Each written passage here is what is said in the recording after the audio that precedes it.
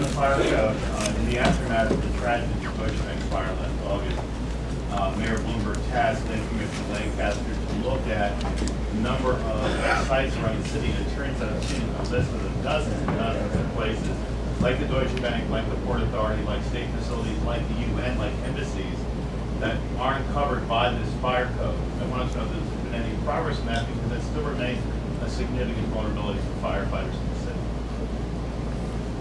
Well, if you're talking about places like the United Nations, the law just simply doesn't allow us to penalize the UN. And I mentioned the UN because we've had a lot of discussions with the Secretary General, the mayor's been a couple of times, I've been with the mayor. And there is a lot of progress, but by consent of that body. And so when you have embassies, which are considered part of the country that they represent, you can't just march in and do your inspections. There are a lot of restrictions on us, but there's a lot of diplomacy going on, and the UN knows a good deal about diplomatic moves when confronted with demands made on them. But I think we're making a lot of progress there. Nick? Yeah. What kind of outside, you said this was 4 years of work, especially to get us up to sort of international standard. What kind of organizations outside consultation was there developed?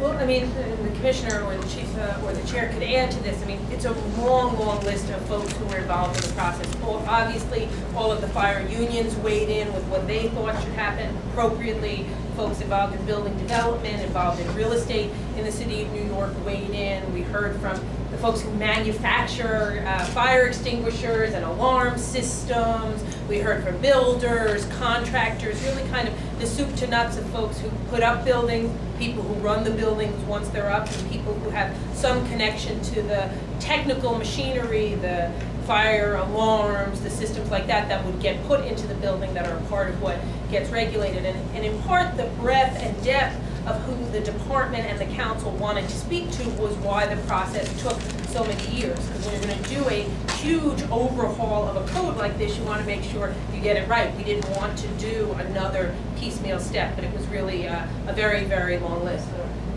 Sure, including organizations like Red Meat, the Red State Board of New York. The kind of people who are going to have to live with this code. There are a lot of economic considerations, but our focus was entirely on safety for the public and the first responders. And I must say, we got a lot of cooperation because we were so inclusive. And that leads not only to this code, but a lot of buy-in to the provisions, because I don't think there's anyone who didn't have an opportunity to be heard. And then there were public hearings, and there were questions submitted by the public. So it's been a very inclusive and comprehensive process. Yes. Can you tell me what buildings will this new code apply to? Everything that's going to be constructed from now on, buildings that have already been approved. How will this be applied? It's not retroactive, but some provisions are not retroactive. But going forward, every new construction in the city will be built under this code. Even those that have been just approved recently and have yet to be constructed, were they approved only with the new codes? Yeah, that's right. Okay.